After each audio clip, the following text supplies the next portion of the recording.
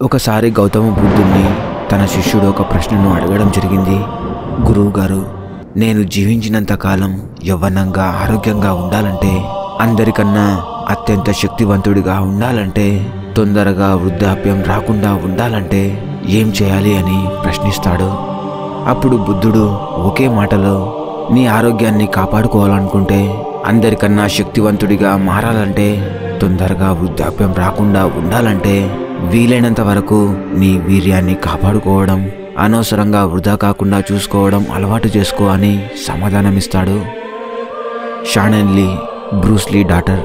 Shannon లీతో Bruce Lee ఎప్పుడూ ఒక మాట అంటూ ఉండేవాడు. ప్రతి ఒక్కరిలో ఒక అద్భుతమైన శక్తి మర్మంగా దాగుంటుంది. ఆ శక్తిని వాడితే మనకు ఉపయోగపడుతుంది. మనలో దాచితే ఆరోగ్యాన్ని ఇస్తుంది. ఆ శక్తిని వృధా చేస్తే జీవితమే అంధకారంగా తయారవుతుంది. ఇలాంటి అద్భుత శక్తి ప్రతి ఒక్కరిలో దాగుంటుంది. ప్రతి ఒక్కరి విజయంలో ఈ శక్తి పరోక్షంగా సహాయం చేస్తూ ఉంటుంది అని తన కూతురికి ఈ శక్తి గురించి పదే పదే చెప్తూ ఉండేవాడని తన కూతురు చాలా పత్రికల్లో ప్రస్తావించింది. చైనాలో ఈ పవర్ని చీ పవర్ అని అంటుంటారు.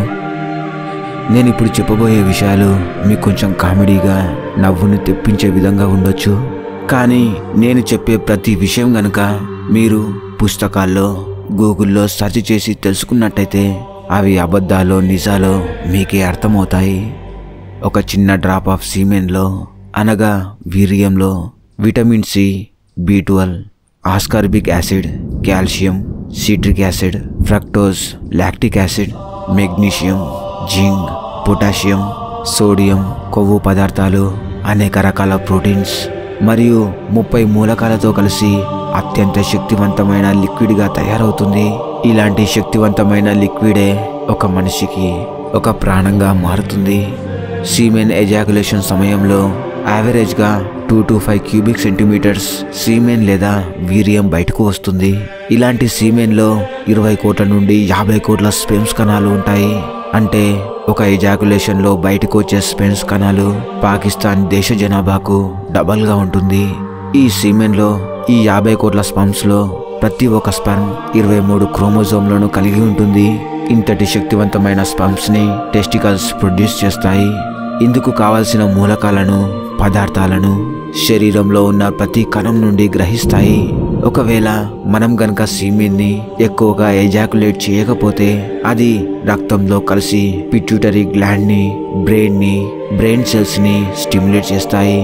సీమెన్ అంటే పిల్లల్ని పుట్టించే సాధారణ ద్రవ పదార్థమే కాదు, శరీరంలో తయారయ్యే అత్యంత శక్తివంతమైన ద్రవ పదార్థం.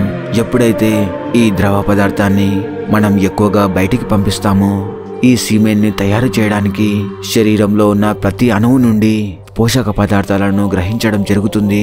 ఎక్కువగా మాస్టర్బేషన్ చేసేవారు లేక సెక్స్ చేసేవారికి spinal problems, joint pains, back aches, చేతులు వణకడం, తొందరగా యవ్వనాన్ని కోల్పోవడం, తొందరగా మతిమరుపు రావడం మరియు ముఖంలో తేజస్సును కోల్పోవడం వంటి సమస్యలు వస్తుంటాయి. పురాణ గ్రంథాల ప్రకారం ఎవరైతే 12 సంవత్సరాలు బ్రహ్మచర్యాన్ని పాటిస్తారో వారికి టెలిగ్రఫీ మెమొరీ, అంటే ఒక్కసారి చూస్తే వింటే జీవితాంతం గుర్తుండిపోయే మెమొరీ లభిస్తుంది. మరియు మనలో నిగూఢంగా దాగి ఉన్న అనేక ఆంతరంగిక శక్తులు జీవం పోసుకుంటాయి.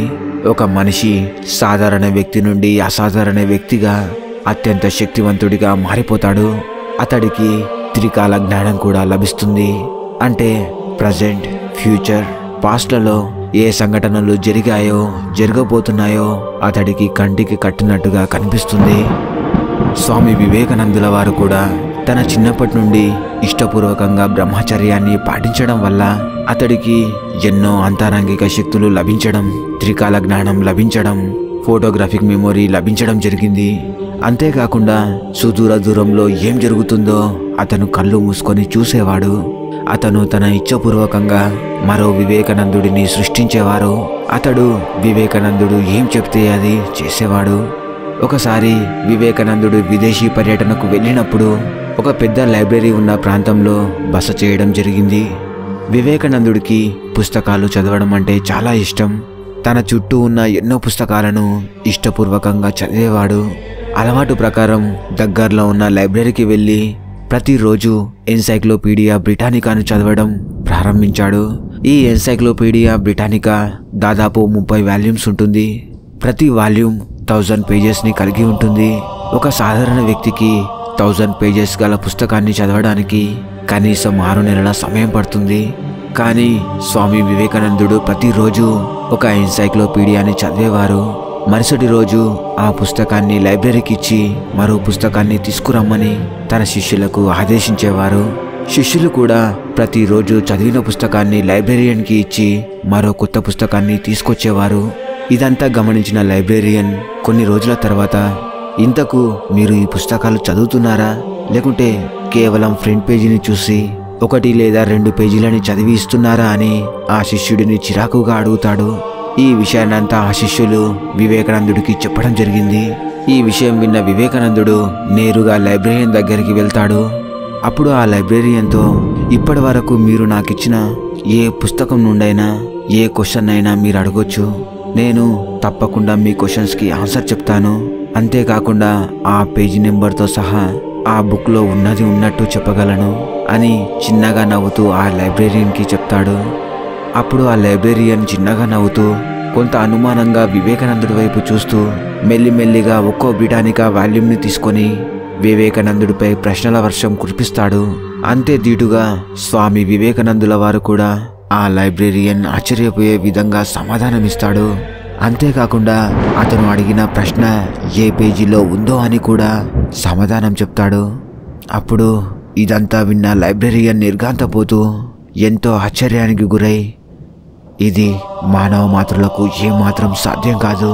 మీలో ఏదో ఒక శక్తి దాగుంది.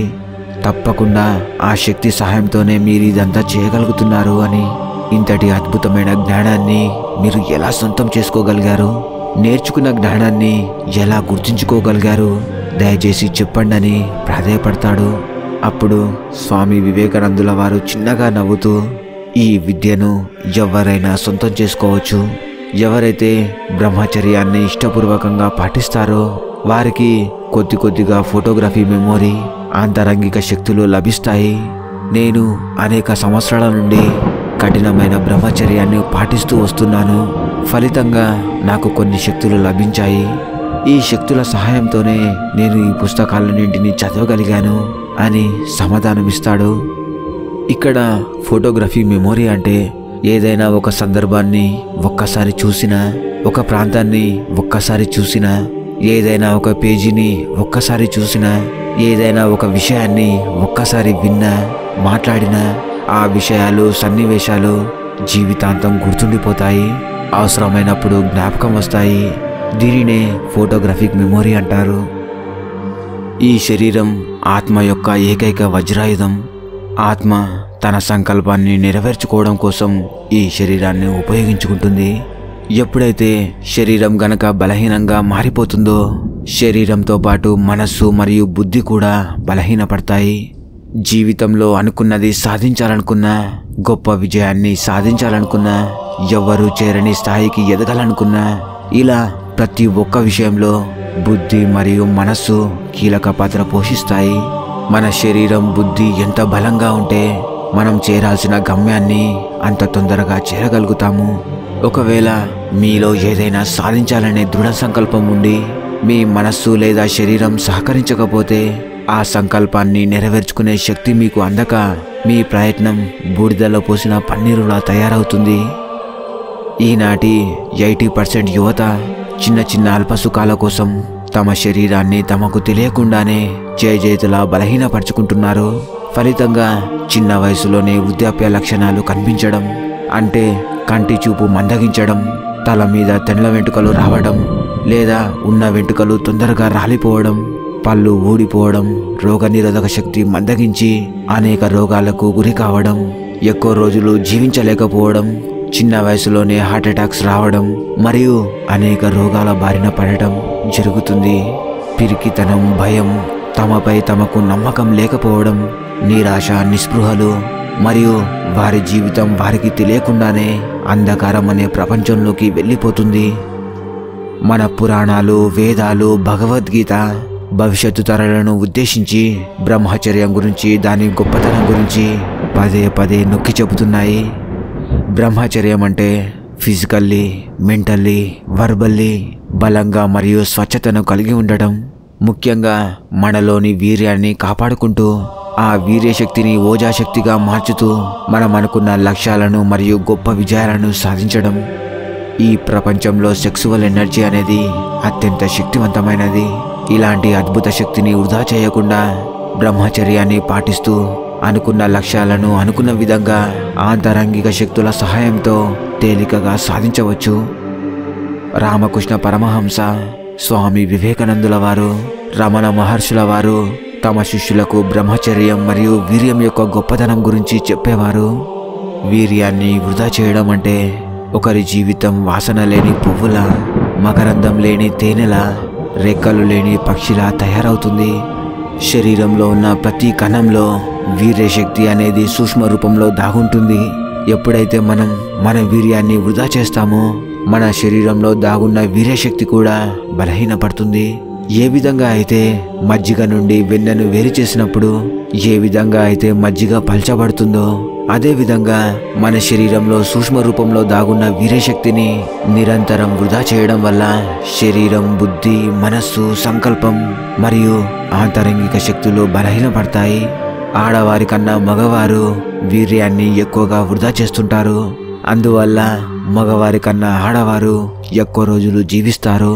అంతేకాకుండా ఆడవారిలో రోగనిరోధక శక్తి ఎక్కువగా ఉంటుంది. ఫ్రెండ్స్, ఈ బ్రహ్మచర్యం మనలో దాగున్న వీర్యశక్తి గురించి మాట్లాడుకుంటూ పోతే రోజులు గంటలుగా తయారవుతాయి. ఈ వీర్యశక్తి గురించి మరో ఎపిసోడ్లో క్లియర్గా తెలుసుకునే ప్రయత్నం చేద్దాం. ఇది ఫ్రెండ్స్ ఈ రోజుకి ఇంట్రెస్టింగ్ విషయం. మరో రోజు మరో ఇంట్రెస్టింగ్ విషయంతో మీ ముందంట. అంతవరకు సెలవు తీసుకుంటూ మీ స్నేహితుడు.